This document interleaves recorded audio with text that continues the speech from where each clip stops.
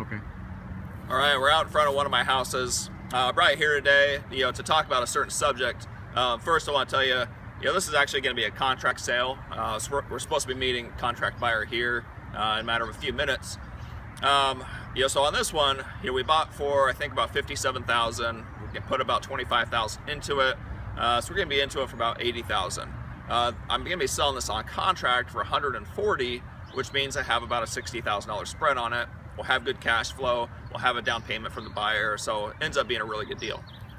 But here's my point of this video is I'm gonna be refinancing this house, right? So I'm gonna refinance it. I'm gonna have a certain amount of equity in it, and and then from there on out, I will likely never refinance it again. I will work on the principal pay down, and then when the time is right, the contract buyer will finance me out.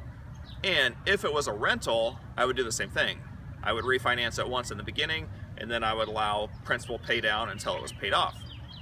Well, here's what I see as a big problem, and what I see other investors doing is they continue to refinance out over and over and over again. Every single time there's equity, they pull their money out, generally to put into another property in order to grow their assets.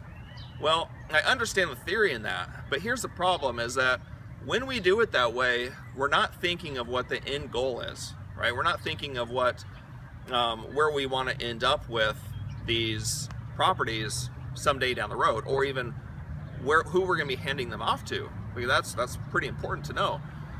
So I went to look at a duplex earlier this week, and at this duplex, I'm looking at it, and I mean, it was, the sale price was this was by owner.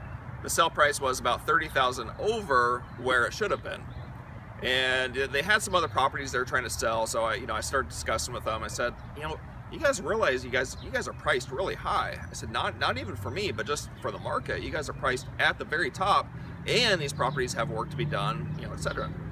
So after talking to this lady for a little while, she tells me that her parents that own the properties continued to refinance every time there was equity in them.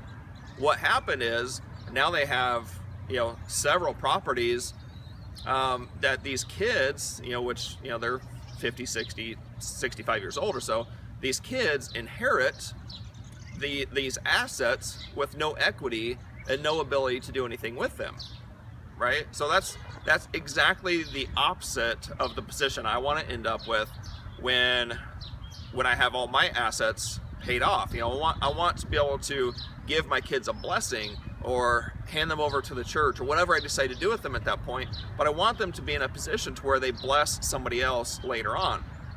So when investors continue to refinance out over and over and over again, they pull their cash out now, and they leave somebody with these dead assets. Basically, they're not helping anybody, and they're not improving the lives of somebody after them. And generally, that's what we should be thinking, when we are, in our career and in our building phase, is where are these properties going to end up? Who are they going to end up with? Are we just in it for some monthly cash flow and we don't care what happens to the property someday? Or are we in it to not only bless our own life now, but we're also going to make a difference in our kids' life later, right? So, I mean, if we're in a building phase, likely we have time on our side to where we can take advantage of the principal pay down, and 20 or 30 years from now, we can have all these properties paid off and be able to hand them down to our kids and radically change their lives, or our grandkids, or our church, or whatever, and we can be in the position to give back.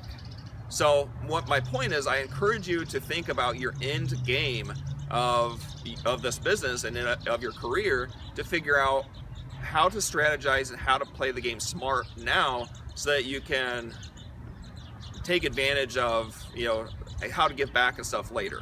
All right, so hope that you enjoyed this video. If you did, feel free to comment and share, and even give your opinion on what you think is the best decision for you, and what your plan is. All right, see you guys on the next video.